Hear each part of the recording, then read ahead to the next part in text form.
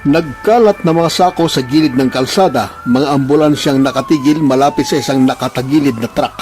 Habang abala ang ilang miyembro ng Bureau of Fire Protection kasama ang tuba, MPS at concerned citizen sa pagsasaayos at pagsalansan ng mga natapong mga sako mula sa isang 10-wheeler truck na nasangkot sa isang vehicular accident sa lugar. Sa paunang investigasyon ng Tuba Municipal Police Station, tumaob ang sasakyan matapos masobrahan sa karga ang naturang truck, kung saan ay hindi nakayanan ang kargang bigat at mawalan sa kontrol ang manibela o preno ng sasakyan hanggang tuluyang tumagilid ito.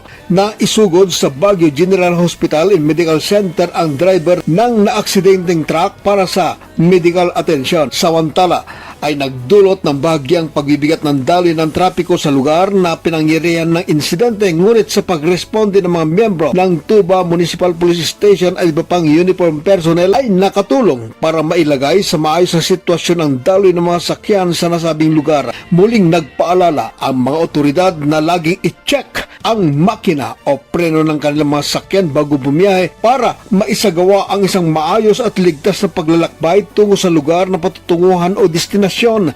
Dagdag pa ng otoridad, limitahan din ang pagkarga o sobrang lulang mga produkto dahil sa sobrang mabigat o overloading ng mga produkto, maaring mitsa para mauwi sa panganib at kapahamakan ang paglalakbay ng mga biyahero.